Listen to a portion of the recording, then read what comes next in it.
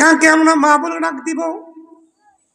কাকে আমরা, কে আমাদেরকে আদর করবে? কে আমাদেরকে চুমু খাবে?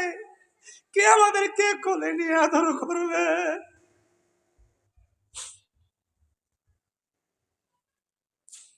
যুবক, যাদের মা নাই, যাদের বাবা দুনিয়া জমিন দিকে চলে গেছে, বুঝবা না মা হারানোর ব্যথা কত কষ্ট। যদি তোমাকে এই কলেজটা ছেড়ে দেখাইতে পারতাম মা বাবা হারানোর ব্যথা কত কষ্ট, তাহলে তোমাদেরকে দেখাতাম মা হারানোর কষ্ট যে কত যন্ত্রণা, কত ব্যথা।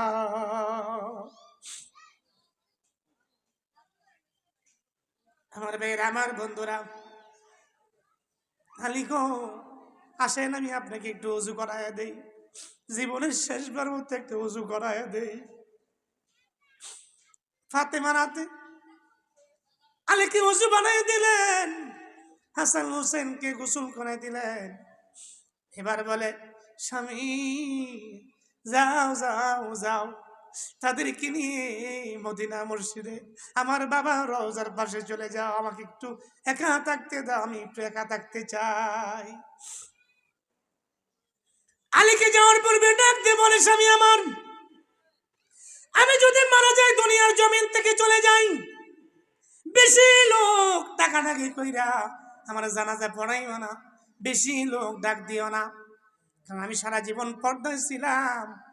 যদি আমি বেশি লোক ডাক দাও, তাহলে অন্তত তারা আমার কাপড় উড় দিয়ে বুঝবে নবীজির মেয়ে কতটুক লম্বা ছিল, কতটুক পাশ ছিল, কতটুক মোটা ছিল, তারা বুঝতে পারবে।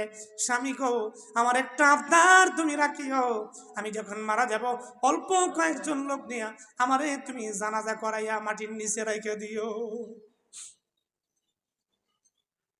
নবীজির মেয়ে ইন্তেকাল হয়ে যায়, ঘরে মাত্র 3 জন লোক, হাসান হুসাইন ছোট মানুষ, আলী একজন, 3 জন, কিন্তু খাটিয়া উড়াইতে তো 4 জন লাগে, কিন্তু আরেকজন কই পায়, এক সারি একজন দল তো আরেক সারি আরেকজন লাগে, তারও ছোট মানুষ, তারা খাটিয়া আলগাইতে পারে না। আলী পেরেশানিতে পড়ে গেছেন, আগারে ফাতেমার শেষ কথা কি আমি রাখতে পারবো না। এমনি পেরেশানি করতে করতে করতে করতে এমনি একজন সাহাবী এসে করে ডাক দেয়, আলী দরজা খুলুন, আমি আসছি।